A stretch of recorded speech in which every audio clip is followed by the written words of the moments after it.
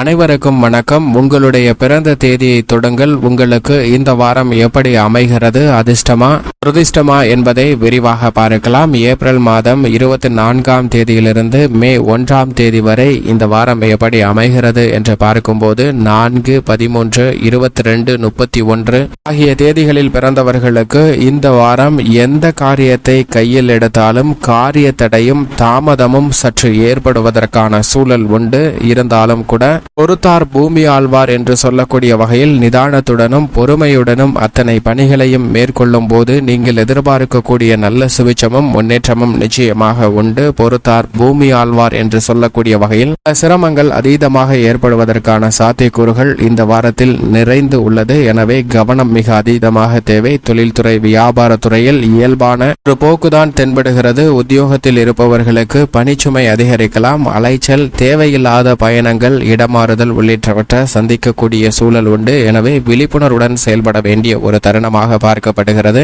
ஆனால் அதே சமயம் குடும்ப ரீதியான பணிகளில் அனைத்தையும் சிறப்பான முறையில் கையாளுவதற்கான யோகம் உண்டு. குடும்ப உறுப்பினர்கள் ஒருவருக்கொருவர் அனுசரித்து சிறப்பான முறையில் செயல்படுவதால் குடும்பத்தில் ஒற்றுமையும் மகிழ்ச்சியும் நிறைந்து கிடைப்பதற்கான யோகம் உண்டு. இந்த தருணத்தில் கணவன் மனைவிக்கிடையே தேவையற்ற மன வருத்தம் உண்டாகும். ஆனால் அவை உடனடியாக சரி செய்வதால் கணவன் மனைவிக்கிடையே உறவு பலப்படுவதற்கான யோகம் நிச்சயமாக கிடைக்கிறது. பெண்மணிகளுக்கு கடன் சார்ந்த விஷயங்கள்ல கூடுதல் கவனம் தேவை. தேவையற்ற விரய செலவுகளுக்காக கடன் வாங்க வேண்டாம். அவற்றால் சில சிக்கல் உண்டு. கலைத்துறையினரை பொறுத்தவரைக்கும் எவ்வளவு பெரிய சவால் நிறைந்த காரியமாக இருந்தாலும் அவற்றை உங்களது தனித்திறமையை பயன்படுத்தி வெற்றிகரமாக மாற்றிக்கொள்ளக்கூடிய யோகம் இந்த தருணத்தில் மிக வலுவாக கிடைக்கிறது. மாணவர்களின் கல்வியில் நல்ல முன்னேற்றம் உண்டு. அரசியல் சார்ந்த பணிகளில் அதிரடியான திருப்பங்களையும் முன்னேற்றத்தையும் நிறைந்து பெறுவதற்கான யோகம் உண்டு. புதிய சொத்துக்கள் வாங்கும் போது ஆவணங்களை முறையாக சரிபார்க்க வேண்டிய ஒரு தருணமாக பார்க்கப்படுகிறது. இந்த சிக்கல்களை விலக்கி நன்மை நிறைந்து பெற வேண்டும் என்றால் நிச்சயமாக 4, 13, 22, 31 ஆகிய தேதிகளில் பிறந்தவர்கள்